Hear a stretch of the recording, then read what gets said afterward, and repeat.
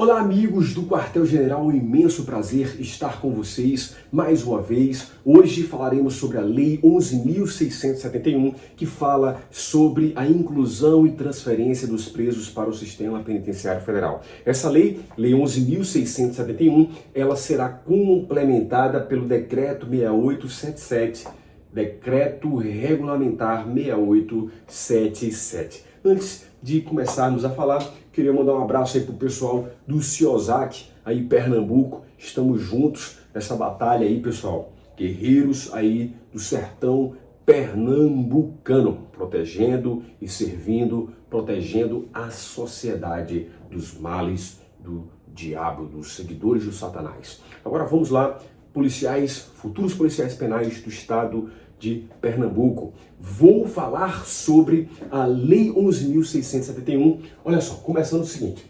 Nós temos aqui os artigos, é uma lei muito pequena, uma lei muito tranquila. Você já deve ter acompanhado o nosso canal. Eu gravei em outra oportunidade para o concurso da PEN e estou gravando de novo aqui com a roupagem um pouco diferente, aqui de forma mais solta, mais dinâmica aqui para vocês, nessa reta final para o nosso concurso. Olha só.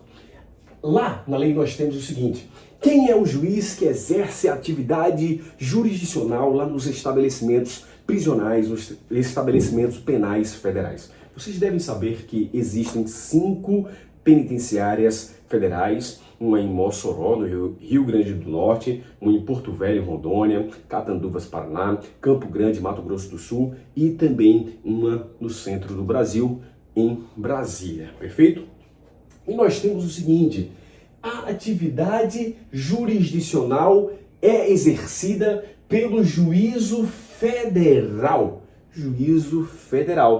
da seção ou subseção, esqueci aqui um acento, subseção judiciária competente, na qual aquele estabelecimento prisional está. Por exemplo, nós temos aí, se estivermos tratando de capitais, nós estamos falando da seção judiciária. Por exemplo, nós temos aí Campo Grande, capital de Mato Grosso do Sul. Perfeito? Mas nós temos a subseção judiciária da Justiça Federal no interior, por exemplo, no município de Mossoró, no interior do Rio Grande do Norte. Perfeito? Então, temos a atividade jurisdicional, o poder, um juízo específico para tratar de assuntos relacionados aos estabelecimentos penais federais. Perfeito? Nós temos o seguinte, que esse juízo federal, vocês sabem que existe aí essa divisão do poder judiciário, o estadual, o juiz estadual e o juiz federal. E nós temos que o juiz federal, ele será competente quando estivermos tratando de fatos e incidentes relacionados a quê? À execução penal. Por quê? Porque pode acontecer, a prova pode colocar incidentes processuais lá do processo do indivíduo. Por exemplo, se ele for um preso provisório, por exemplo, e ele está respondendo a um processo, e nesse processo existem algumas situações, alguns incidentes, e esses incidentes do processo serão de competência do juiz estadual. Mas os incidentes relacionados à execução penal, nós temos aí que serão de competência do juízo federal. Lembrando do seguinte, que esse juízo federal aqui também, ele estará relacionado aqui, ó, a infrações penais cometidas no âmbito do estabelecimento penal federal, dentro dos estabelecimentos penais federais. Então, infrações penais que, a princípio, por exemplo, um homicídio, por exemplo, né, uma situação relacionada a um crime contra a administração pública. Eu não vou nem falar sobre homicídio, né, porque o homicídio ele tem uma especificidade lá na Constituição Federal de 1988 e não há essa possibilidade de ser cobrada na prova não, sobre o homicídio. Existe uma particularidade em relação a ele, perfeito? Mas as infrações penais que acontecerem aqui dentro, por exemplo, vou ser bem claro, uma lesão corporal que acontecer dentro de um estabelecimento penal federal, nós temos aí a competência de quem? A competência do juízo federal. A princípio, se Se essa integridade física, se essa lesão à integridade física, lesão corporal, ela fosse praticada fora do estabelecimento, seria do juiz estadual. Mas como estamos dentro do estabelecimento penal federal, competência do juiz federal. Show de bola? Fácil. Nós temos o seguinte, que poderão ser incluídos nos estabelecimentos penais federais o quê? Presos provisórios. Olha só que legal. Presos provisórios e também presos condenados. Mas todo e qualquer preso provisório, todo e qualquer preso condenado, temos um requisitozinho a mais, que é o seguinte: quando houver interesse para a segurança pública e para a segurança do próprio preso. Nós veremos posteriormente que há a possibilidade de o próprio preso requerer a inclusão dele no sistema penitenciário federal. Ele está em um estabelecimento penal estadual e requer essa inclusão em um estabelecimento penal federal. Pode acontecer, sim. O Ministério Público pode requerer, sim. Autoridades administrativas, secretários de Estado, também o diretor de um estabelecimento estadual, sim, também há essa possibilidade. Nós veremos posteriormente. Beleza? Olha só. Então, inclusão de presos provisórios, condenados, interesse da segurança pública e também da segurança do próprio preso. Perfeito. Olha só o que nós temos. Nós temos aqui que nessa inclusão existem algumas características lá dos estabelecimentos penais federais. Nós temos cela individual. Vocês devem saber que nos estabelecimentos penais federais, cela individual. Nós temos dois aqui, visitantes. Dia de visita, nós temos até 2 presos, entre cônjuge, companheiro, parentes e amigos. Perfeito? Lembrando, até 2 visitantes, sem contar as crianças. Então as crianças não vão entrar neste número aqui, ok? Poderemos ter várias crianças aqui, beleza? 2, vamos colocar assim, 2 adultos e mais as crianças, perfeito? Nós temos aqui banho de sol de até 2 horas. Banho de sol de até 2 horas. O que mais nós temos? Nós temos aqui que haverá monitoramento de todos os meios de comunicação utilizados pelo preso.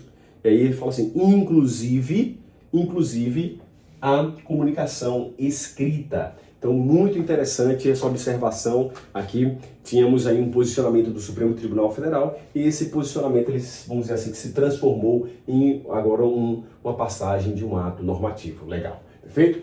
Em relação a esse monitoramento, agora passando aqui para o outro lado, há sim monitoramento de áudio e vídeo nos estabelecimentos penais federais. Isso é muito importante. Monitoramento de áudio e vídeo. É até interessante nós falarmos sobre esse monitoramento. Eu vou voltar aqui um pouquinho para falar sobre as visitas. As visitas no parlatório, que na lei fala assim, as visitas, elas são separadas do preso. Né? O preso está de um lado, as visitantes estão do outro lado, ou visitantes, e aí temos um vidro no meio. E eles se comunicarão através de um interfone, como vocês veem aí nos vídeos americanos, filmes americanos, né? E essa visita será gravada, terá um monitoramento de áudio e de vídeo, sim. Perfeito? Acontecerá visita no parlatório, ou melhor, aqui no caso eu estava falando do parlatório, mas esse monitoramento está relacionado aqui a, por exemplo, o parlatório e nas áreas comuns, né? Nós temos aí áudio e vídeo do pátio de banho de sol, dos corredores, das alas próximas às celas. Então temos aí áudio e vídeo sim, certo? E aí nós temos que é proibido, olha só, ele é proibido o quê? Monitoramento dentro das celas e também aqui no atendimento advocatício. Mas existe uma exceção quando houver ordem judicial. Quando houver ordem judicial, perfeito? Então, há possibilidade de devassar de destruir esses escudos que, a princípio, a lei traz, né? A princípio, a lei trouxe, perfeito?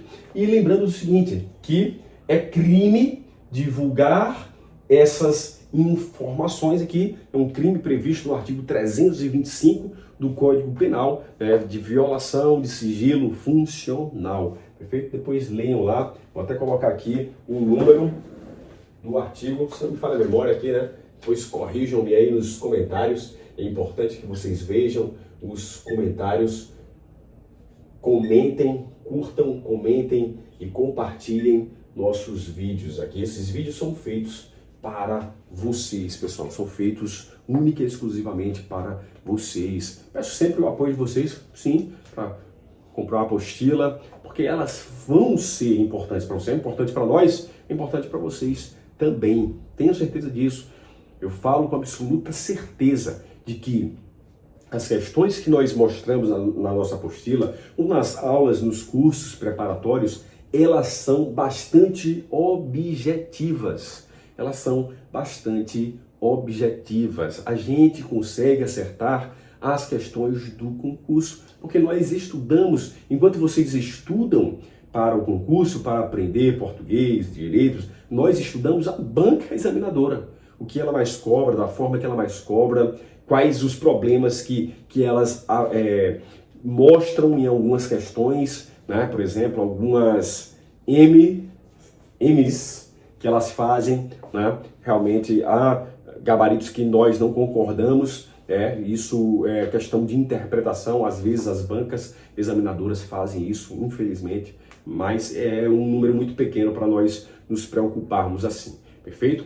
Então, olha só, tudo isso aqui que nós fazemos é para vocês, de longas datas já, tem quase 10 anos de atividade aí, diversos alunos aprovados aí, e tenho o prazer de fazer isso, e peço também o apoio sem problema nenhum, um trabalho que é feito para você, para nós. Vamos que vamos arrebentar essa prova.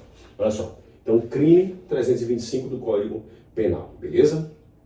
Nós temos aqui, e as gravações das visitas, né? Falei para vocês, é possível gravação da visita, certo? Gravação de áudio, gravação de vídeo, ok. Só que acontece o seguinte, se naquele momento ali em que nós tivermos ali o contato de um visitante com o preso e houver ali informações sobre infrações penais pretéritas, ou seja, que aconteceram antes do ingresso daquele indivíduo no estabelecimento prisional, né?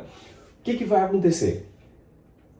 Essas gravações não poderão servir de prova para um futuro processo criminal. Não poderão servir, as gravações não poderão servir de prova, beleza?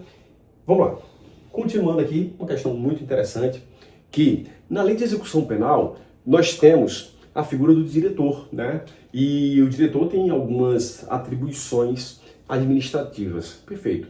Aqui, como é uma lei específica do Sistema Penitenciário Federal, nós temos o seguinte, pessoal. Nós temos o seguinte. Vocês pensam, poxa, a gente faz o concurso para o DEPEN. Perfeito. Não é especificamente para o DEPEN que você vai atuar. Você vai atuar dentro do DEPEN? Vai. Só que você vai trabalhar em um braço do DEPEN, que é o Sistema Penitenciário Federal, certo? O Sistema Penitenciário Federal tem um chefe maior, que é o diretor do Sistema Penitenciário Federal. Abaixo dele, nós temos um organograma gigante, e abaixo dele nós temos os diretores das unidades. Então, olha só, na lei de execução penal, não existe esse cara aqui. Não existe esse cara aqui, diretor do Sistema Penitenciário Federal, porque é uma lei genérica. E a lei de execução penal fala somente que a suspensão das visitas vai acontecer por ato de quem? Do diretor. Perfeito? Dá para ver aí? Do diretor. Certo? Só que como nós estamos tratando de uma lei federal, vamos dizer assim, de uma lei utilizada para o Sistema Penitenciário Federal, a suspensão das visitas pode acontecer, deixa eu só corrigir aqui, por ato do DIS-PF, diretor do Sistema Penitenciário Federal, ou dos diretores, vou colocar só aqui, DIR, das unidades, perfeito? Repetindo, a lei de execução penal traz só isso aqui, ó, porque é uma lei genérica, os diretores podem suspender as visitas. Já como estamos tratando de uma lei do Sistema Penitenciário Federal, o diretor do Sistema Penitenciário Federal e o diretor podem suspender as visitas. Show de bola? Finalizamos aqui o primeiro bloco da nossa aula. Temos aí mais 5 minutinhos aí aproximadamente para nós fecharmos com chave de ouro essa lei muito importante para o nosso concurso da Polícia Penal do Estado de Pernambuco.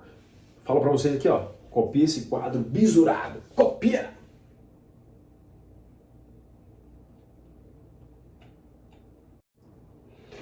E nós temos o seguinte, pessoal, olha só, vamos lá falar um pouco sobre o processo de transferência e inclusão dos presos para o sistema penitenciário federal. Beleza, olha só, nós temos o seguinte, que haverá um juiz estadual que é responsável pela execução penal. O preso estava a princípio lá no estabelecimento penal estadual, e nós temos aqui também esse juiz, ele podendo ser responsável por uma prisão provisória. Sim, prisão provisória. Beleza. Só que acontece o seguinte, acontece um fato, e aí eu vou falar aqui para vocês, que existe aqui um requerimento, certo? Teremos aqui diversos requerentes. Deixa eu colocar aqui acima, que fica muito melhor para nós enxergarmos, certo? Eu vou colocar aqui uma setinha aqui para cima e já eu vou falar sobre esses figuras aqui, certo? Existem aqui requerentes, certo? Requerentes desse processo, eles vão requerer aqui, já eu vou falar sobre essas pessoas, certo? E aí, esse juiz de origem, ele vai enviar aqui os autos, ele vai falar assim, ó, beleza, dou ok para que esse preso realmente ele vá para uma penitenciária federal. Show de bola? E aí, o juiz federal ele vai decidir a respeito desse pedido, né? Houve uma tramitação aqui, deu ok, vem para cá, dá o ok, sim ou não, né? Se der o ok, ele já vem para a execução da pena aqui no estabelecimento penal federal. Se nós estivermos tratando de uma prisão provisória, essa prisão provisória, ele fala assim na lei, fala que a fiscalização do preso dessa prisão será feita pelo juiz federal, perfeito? A fiscalização será deprecada, ou seja, será enviada uma carta precatória, certo? Chamada carta precatória do juiz estadual para o juiz federal. É tipo uma espécie de comunicação entre eles, certo? E aí, essa prisão aqui no estabelecimento penal federal será fiscalizada pelo juiz federal. Olha só que acontece o seguinte, esse aqui deu ok, esse aqui deu ok, beleza. Mas se esse aqui não der o ok, nós temos um conflito. Mais e menos, né? Positivo, negativo. Nós temos aqui um conflito de competência. Deixa eu escrever aqui, temos um conflito de competência, e esse conflito será julgado pelo STJ, Superior Tribunal de Justiça, ok? Superior Tribunal de Justiça. Há decisões aí que falam que a competência é do juiz de origem para dar o ok aí e o preso já ir a esse trâmite aqui, mas há decisões também do STJ que falam que é competência do juiz federal. Ainda há uma certa controvérsia aí no nosso tribunal, perfeito? Mas isso não vai ser cobrado não, não vai ser uma chance muito remota de ser cobrado, perfeito? Porque é uma questão controversa, ok? Então, a princípio a lei fala, né? A lei fala, e acredito que vai ser cobrado o texto da lei, né? Que a decisão é do juiz federal, ele fica responsável pela execução penal ou pela fiscalização da prisão provisória. Conflito STJ. Beleza, já nós voltamos, copia. Nós temos que quem serão os requerentes deste processo de transferência para os estabelecimentos penais federais. Nós temos aqui, ó, requerentes, podem ser 3, tem uma questão da Interpol, STF, falando sobre a Interpol. Eu não vejo aí muita relevância para a nossa prova, não, perfeito? requerentes, conforme falei para vocês, Ministério Público, o próprio preso, autoridades administrativas, né, diretores, secretários, delegados de polícia também, perfeito? E aí quando o preso ele está aqui no estabelecimento penal federal, quem é que vai prestar assistência jurídica, aquela assistência jurídica que está lá na Constituição Federal de 1988? A Defensoria Pública da União, perfeito? Defensoria Pública da União. E olha só, nós temos o seguinte, que tanto o preso, quanto o Ministério Público, quanto as autoridades administrativas, perfeito? Autoridades administrativas, ok? E aí temos o seguinte, que se, vamos supor que seja o preso que requereu a inclusão no estabelecimento penal federal, o que vai acontecer? Os outros que não requerentes, eles serão ouvidos no prazo de 5 dias. No prazo de 5 dias, a respeito da ida para a inclusão para o estabelecimento penal federal. Concorda ou não concorda? Por exemplo, o Ministério Público, concorda ou não concorda? Tá? E assim sucessivamente, perfeito? E, como também o próprio Ministério Público, ele sendo requerente, os demais, por exemplo, o próprio preso, a defesa do preso, ela será ouvida no prazo de 5 dias para se manifestar a respeito desta situação. Perfeito? Deixa eu olhar aqui mais alguma situação. Beleza. Nós temos o seguinte, pessoal. Nós temos o seguinte, que outro prazo de 5 dias também aparece nesta lei. Olha só. Nós temos 5 dias para esses serem ouvidos caso não sejam requerentes. Show de bola. E, no caso de estarmos aqui no juízo federal, se esse juízo, eu preciso de verificar realmente, preciso de diligências complementares para verificar essa situação de inclusão desse preso no sistema penitenciário federal, será que é necessário realmente? Então, diligências complementares também executadas no prazo de 5 dias. Então, veja que há 2 prazos aí de 5 dias também em nossa lei. Perfeito? Deixa eu ver mais algum pouquinho aqui. E aí, o juiz vai, neste mesmo prazo de 5 dias, o terceiro prazo de 5 dias, ele vai decidir a respeito. Então, diligências complementares em 5 dias, e ele terá um prazo também de 5 dias para decidir a respeito desta situação. Então, fica esperto aí neste quadrinho e já nós voltamos com mais informações sobre isso aí, ok? Copia! Nós temos mais informações aqui, pessoal. Olha só, nós temos esse trâmite aqui completo para a inclusão dos presos no sistema penitenciário federal. No sistema penitenciário federal. Beleza. Só que acontece o seguinte, pessoal. É possível, em situações emergenciais, em situações excepcionais, o quê? Vou passar para cá.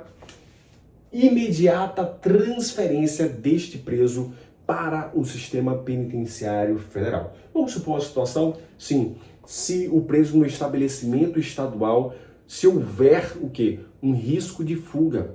Né? Naquele dia ali, naquela semana, o preso, há informações de que aquele preso fugirá. Já aconteceu algumas vezes? Sim, já aconteceu diversas vezes, para falar a verdade. E aí, há o pedido, ou melhor, há informações para o juízo federal, certo? Informações para o juízo federal, caneta, pode vir preso, vem. E depois há um trâmite aqui para ver se é revogada essa decisão do juiz federal ou se é confirmada e o preso continua no estabelecimento penal federal, certo?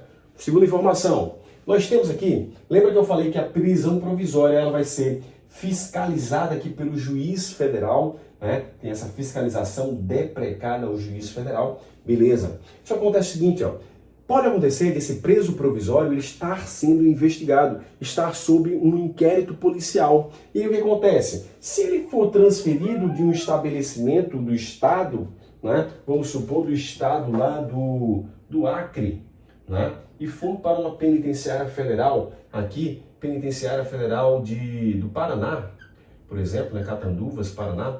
Então, essa autoridade policial não vai saber onde ele está. A princípio não vai saber. Então, a lei traz uma regra que fala o seguinte, ó, que as autoridades policiais, se houver inquérito instaurado contra aquele preso, né, deverão ser comunicadas dessa transferência para os estabelecimentos penais federais. Comunicação, estrelinha, sempre que eu coloquei delegado de polícia, autoridade policial. Perfeito?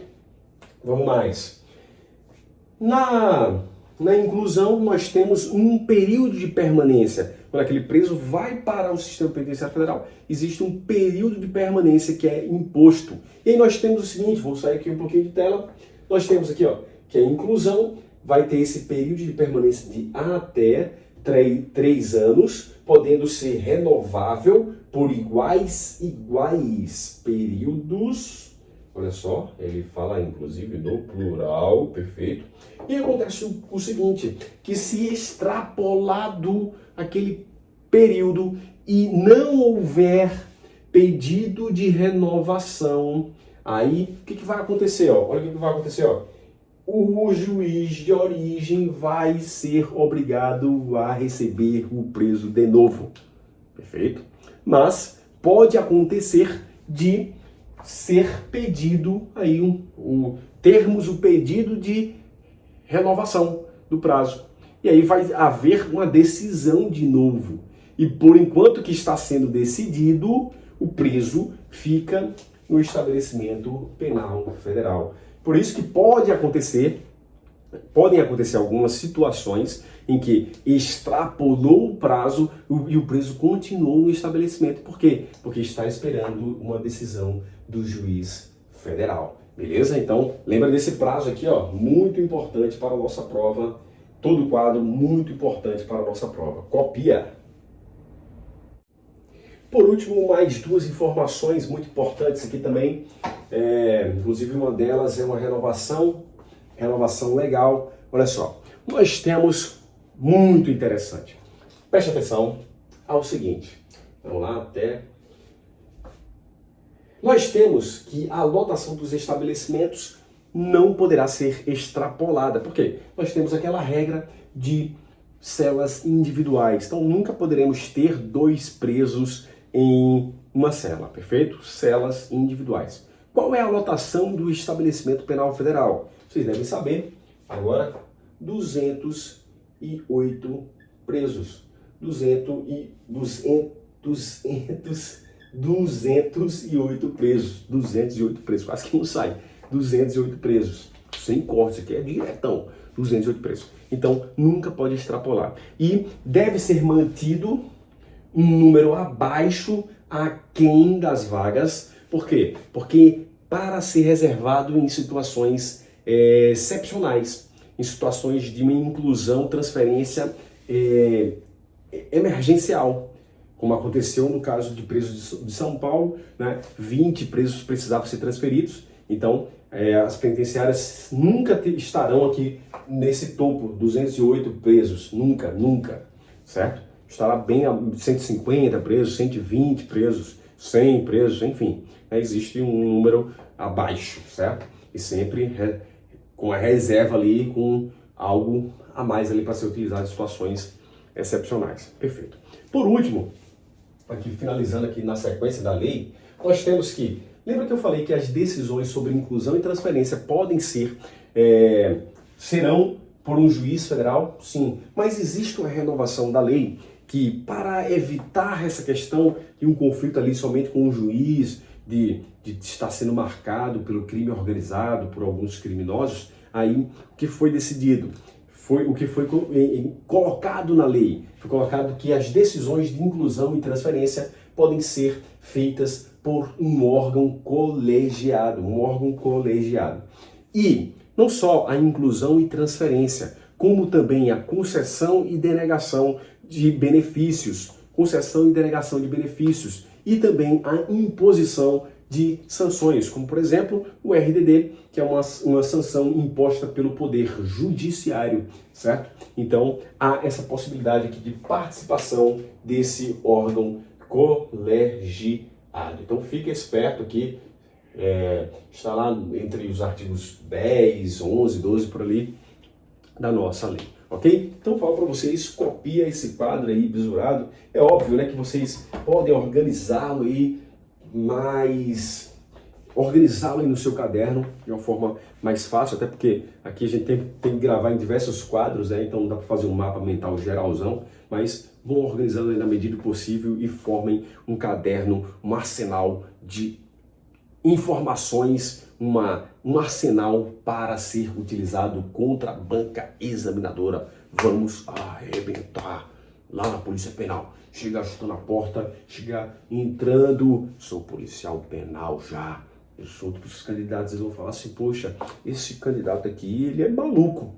E você já vai com energia positiva para arrebentar a guerra, para destruir o inimigo. Vamos conseguir. Vejam mais uma vez aí a nossa apostila. Falo com absoluta certeza. Temos diversas questões importantes lá para você. Próximo vídeo, Lei Decreto 6877, que vai complementar tudo isso aqui que nós vimos. Por isso ele é bem parecido. Vai ser mais dinâmico ali. Eu até nem vou tocar muito ali no quadro. Vou trocar muitas palavras com vocês, relembrar alguns detalhes aqui e acrescentar outras informações para a gente fechar com chave de ouro, ok? Muito obrigado mais uma vez por estar conosco aqui no Quartel General e até a próxima. Vamos que vamos!